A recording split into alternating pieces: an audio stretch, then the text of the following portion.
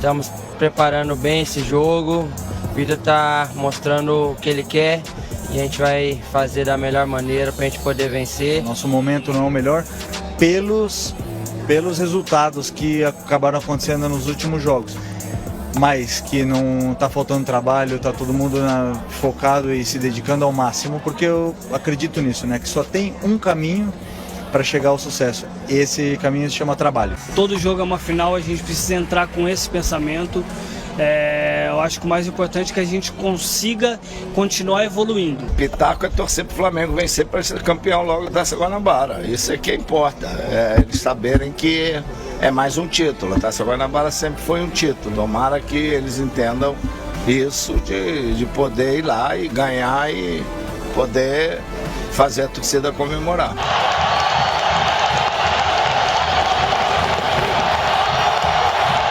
Fala, nação rubro-negra, o que vocês viram aí foi a festa do Zico, os jogadores ali com a faca nos dentes, querendo de qualquer jeito essa vitória hoje contra o Vasco. E o Matheus Gonçalves está confirmado o Flamengo com algumas modificações. A gente vai falar também sobre o Isco, né? Que notícia louca essa que surgiu ontem, que o Flamengo conseguiu fechar um contrato de 1 ano com a staff do atleta, mas aguarda o próprio atleta decidir se quer mudar sua vida toda e vir jogar no Flamengo aqui na América do Sul. Bem estranha essa situação, até porque ele foi reprovado há pouco tempo num time lá da Alemanha. A gente vai falar também sobre o erro grotesco que a diretoria do Flamengo teve, né, o pessoal da parte de finanças, em depositar quase 2 milhões de reais na conta do João Gomes errado. Só rindo mesmo para não chorar. E sobre o Ângelo, o Santos deve estar de sacanagem, né? O Flamengo ali acenou com 13 milhões de euros e o Santos quer ainda fazer uma contraproposta. Brincadeira essa situação, essas e outras vocês encontram agora na Fly Geral TV, mas antes disso, deixe seu like, se inscreva no canal e vamos para as notícias, que é o que interessa. Incrível! Incrível!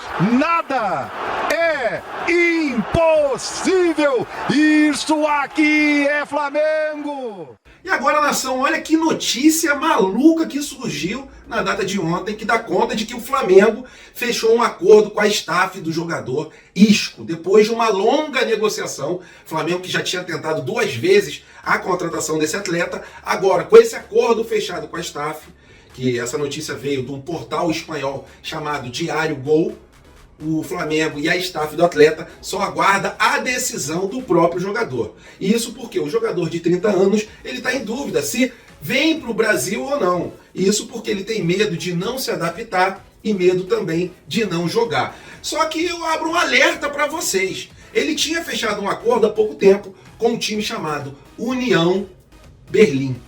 E esse time o reprovou nos exames médicos. Esse time é da Alemanha, para quem não sabe. E essa situação me deixou com um alerta ligado, né? Como que a gente tenta fechar a contratação de jogador que acabou de ser reprovado em outro clube por causa da parte física? Jogador de 30 anos, já não é um jogador novo, então me deixou bem encucada essa situação.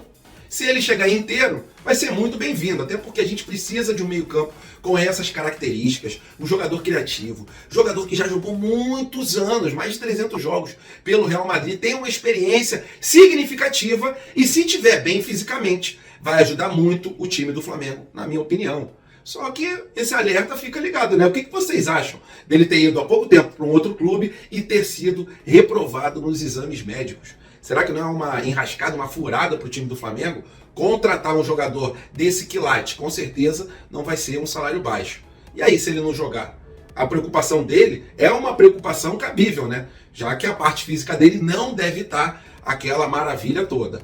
Queria muito saber a sua opinião, ele mesmo sem estar 100%, vocês acham que vale a pena o Flamengo fechar um contrato de 1 ano com esse jogador? E o Flamengo, a própria matéria diz, né, não quis fechar um contrato maior com a staff do atleta e aguarda, é bom frisar isso, aguarda a decisão do próprio atleta, porque se ele fechar por 1 ano, pelo menos ele vai ter o tempo ali para ver se adapta ou não. E se adaptar, a gente pode fechar um contrato maior. Grande jogador, um nome realmente de impacto, mas que vem com esse asterisco em relação à sua parte física. Não esqueça de deixar sua opinião aqui embaixo do vídeo. Notícia realmente surpreendente que pegou todo mundo de calça curta.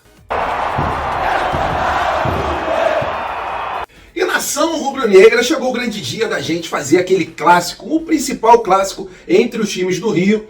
Flamengo e Vasco no Maracanã lotado às 6h10 com transmissão pela Bandeirantes para todo o Brasil. Jogo esse valendo a Taça Guanabara e o Flamengo vai ter algumas modificações, né? Isso porque o Pedro está de fora. Ele vai ser poupado desse jogo, isso por problemas físicos, mas uma notícia muito boa, principalmente para mim, é que o Matheus Gonçalves ele está apto para essa partida. E eu vejo essa partida como a cara do Matheus Gonçalves, entrando no segundo tempo e fazendo aquele salseiro que, se acontecer isso, vai me fazer lembrar do Sávio. Vocês lembram na década de 90, quando o Sávio entrava em campo contra o Vasco?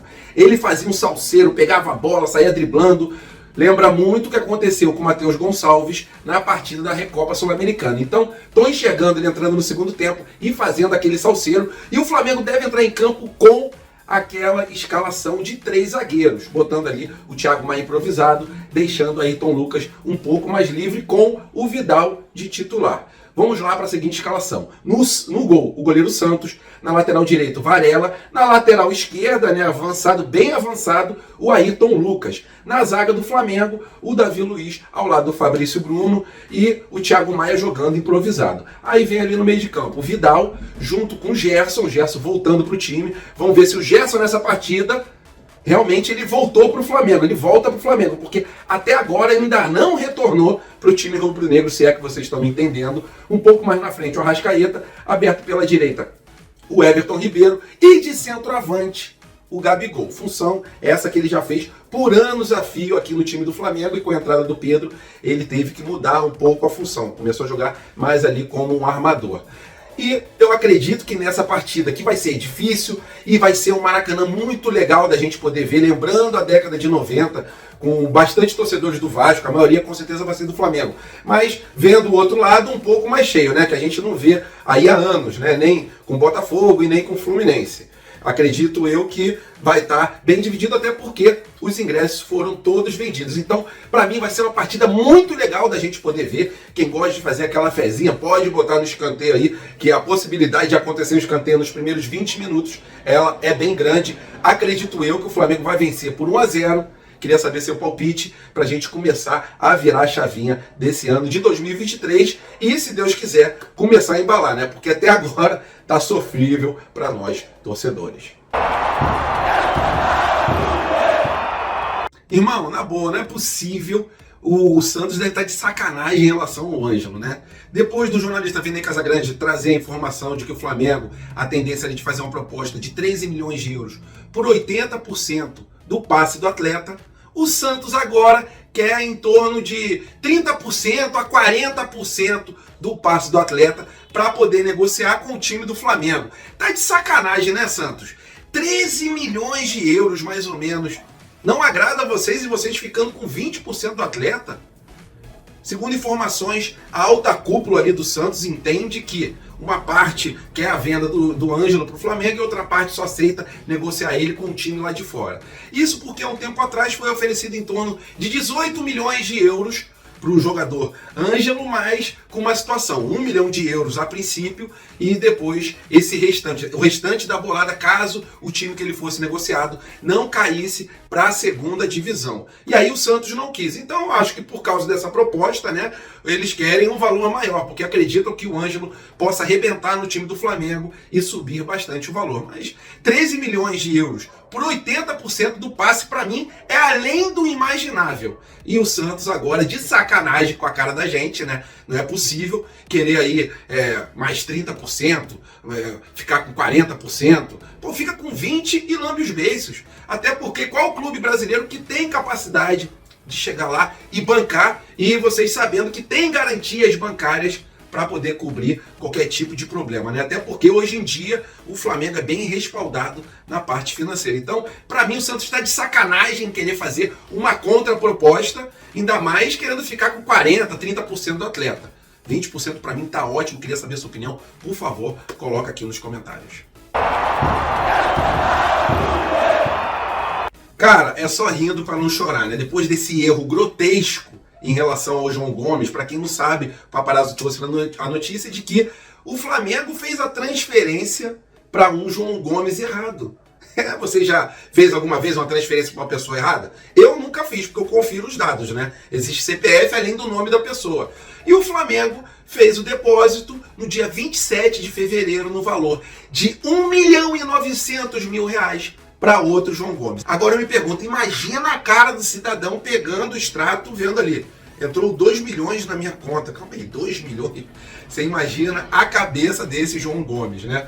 Só que o Flamengo, 4 dias depois, no dia 3 de março, o Flamengo entrou na Justiça Federal e a juíza Geraldine Vital, que deve ser filha de algum Geraldino, né, para botar esse nome nela, ela bloqueou essa transferência equivocada do Flamengo, e bem equivocada, né, me lembro da Rádio Energia 97, houve um equívoco, e foi o que aconteceu nessa situação. O Flamengo conseguiu o dinheiro de volta, porque a juíza ali, ela viu que realmente foi um erro do Flamengo, mas é inaceitável que alguém ali, o responsável financeiro, que tenha que fazer a transferência, não confira o CPF do jogador. Inacreditável, inaceitável isso, e espero que não aconteça de novo esse erro, que pode ser que a justiça, em alguma outra vez, não dê essa situação ganha para o time do Flamengo, essa causa ganha para o time do Flamengo, né? Bem complicada essa situação, queria saber a sua opinião, o que vocês acharam, né? Ficaram surpresos com isso? Porque eu nunca tinha visto uma situação dessa no mundo do futebol.